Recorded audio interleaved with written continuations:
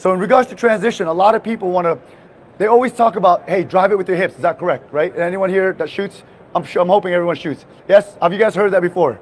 Yes? Drive it with your hips, drive it with your hips. Well, the problem with driving it with your hips is this. I'm not going to use my gun. I'm going to purposely leave it there. And I want you to see what happens when I drive it through the hips. And I'm going to show you guys what happens with the hands and how it doesn't allow you to shoot predictable shots onto the next target, right? So if I go here and then transition to the left, watch what happens to my lower half when I drive it with my hips, right? So and then another one going to from left to right. So you see a lot of movement, a lot of shifting. So what's happening there is actually two things. My lower half and my upper half of my body is moving in two separate sections. How do I bring my sight, the sight picture that I have here, to this particular area, just the same exact thing I'm looking through, into this particular area, except I'm bringing it and looking through it in a different sight picture? I cannot have two separate things moving all at the same time, because now I have to go through the unpredictable, predictable, and steady on the target itself. So it's a delay, right? It's all about time for me. So how do I do that? Here's the technique. Watch the difference when I move now. Instead of this, right, where it's aggressive, it's movement, it's the same exact thing. I'm doing it just as fast, but watch the difference. It's a lot less movement down here. Not this, it's now this.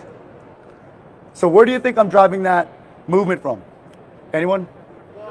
What is it? Yes, I'm driving it through my legs, through my knees. As you can see now, basically my natural shooting stance, this is my natural shooting stance in order for me to acquire a really good natural point aim. Right here, this is where my belly's pointing, and I know if I close my eyes, I draw my gun, I'm pointing at the camera right now. I can look right at the camera, right? And wherever my eyes go, my gun goes. That makes it help. That makes it easy for me to do predictable sight picture if I'm drawing my gun. This is my most optimal shooting position. If I need to transition over here, I don't want to leave my lower half here and transition like this. I want to point my belly button to this target. Most people will talk about getting their hips over here and then now trying to balance and bleed that energy once I'm on the position.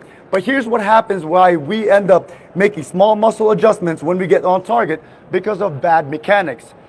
The bad mechanic I'm talking about is when your lower half separates, when you're transitioning from target to target. I'm going to keep it like this because when I initiate my hips, immediately I have this that happens, and then I'd have to rebalance it once I get in the target. By doing that, if I have a natural grip on the gun, I won't necessarily notice that shift. However, that shift alone, when I pull this gun, will drive my gun over a few degrees over left or right, and now I have to make small muscle adjustments on the target itself, which is a constant delay. So how I do that, instead of doing this, and you can see my hand rubs back and forth, instead of doing that, all I gotta do is drive it with my knees, and I eliminate that torquing happening on my hand. Does that make sense to you guys, right? So now when I grip with my hand, I know there's no torque going on. So what I see here is exactly what I will see, except it's in a different target. All I'm doing is superimposing what I saw here to the next target, which allows me to shoot predictable sight picture. So now once I train that enough, right? If I train that enough, I will start to recognize that when I say predictable sight shooting, I will start committing to the shot as soon as my eyes starts to see through the window, through my sights, before I actually start to see it. But since I started the process sooner, doesn't mean I'm shooting a blind shot. It's just basically I started the process sooner, and as I'm shooting the gun, I will see my sight picture, as opposed to waiting to see my sight picture, then starting the firing order. Does that make sense to you guys, right? So that's one thing. So what's the first thing that moves when I go from transition to transition, from target to target? What is it? How has it been taught all these years? We all know, eyes. Someone's pointing their eyes. First thing that moves is my eyes, yes? It gives me an end point, right?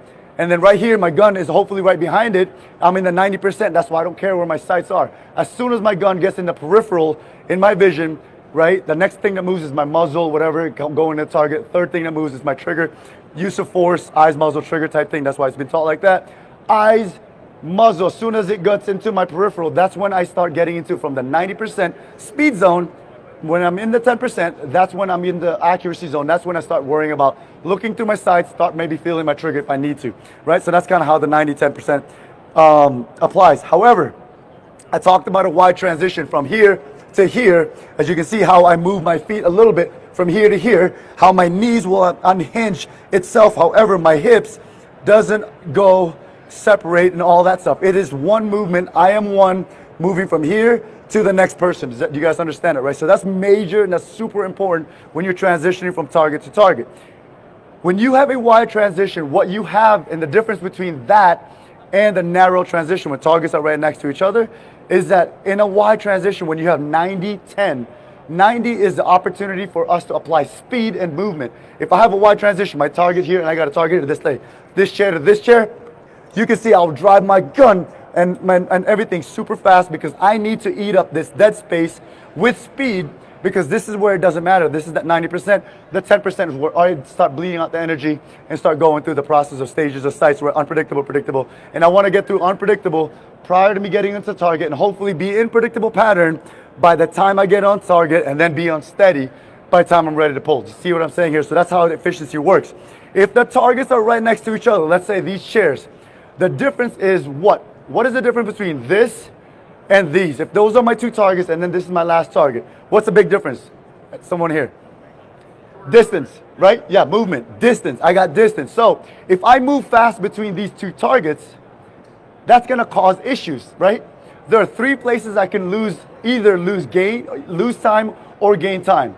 It is when I exit a position or exit a target, right? Some people want to shoot and over-confirm their shot before they move. That's a delay. It's my transition in between. If I move from here, boom, and I move it slow, I can lose time here.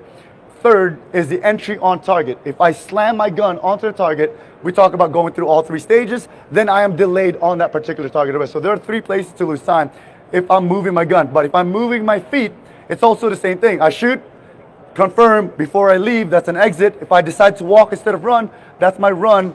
And then my entry, if I screw that up, I almost messed up there. If I screw that up, I can also mess up my entry because then I'm going to go through all three stages right there. So the difference between the wide transition and short transition is no longer will I have that 90%. All right? I will have to eliminate the speed part of it. I will now just focus on being efficient in time. So since I have the movement, the transition as no longer the opportunity for speed, what two other places that I just mentioned could I gain or lose time if I do it correct or incorrectly? The exit on the target and the entry on the next target. Does that make sense to you guys, right? So, of course, instead, if I do this, over-confirm before I transition and then move fast and over-transition, I waste a lot of time on 3 out of 3, which is the most inefficient way. I have to learn how to call my shots as I break it, pull the gun, and let my recoil take me to the next target. And not necessarily my moving fast, I'm literally just moving the gun and letting it basically, instead of recoil here, I'm gonna let it recoil to the next target. So I'm no longer being very aggressive because I don't wanna also screw up my entry.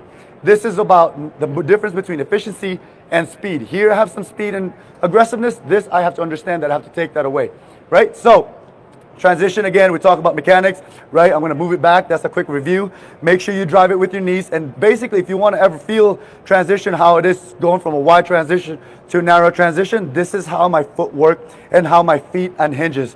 Think about throwing a punch, right? If I'm throwing a punch here or throwing a punch here, right? I move my feet according to it, right? So if it's like a scale that I move over. So here's from narrow to narrow, you can see my movement, my feet doesn't really move. My knees unhinge and they start turning and camming left and right, but the more I go from place to place, the more my feet starts to move. The reason why my feet starts to rotate is because it allows my hips and my belly button to face what I have here. Carrying what I had here, all I gotta do is carry it over here. And this movement allows for a really fast transition from going from this position to this, because now I can use biomechanics of my knees again, rotating and then coming and then opening my hips and allowing to unhinge the back foot in order for me to be able to create that predictable sight pictures again on target.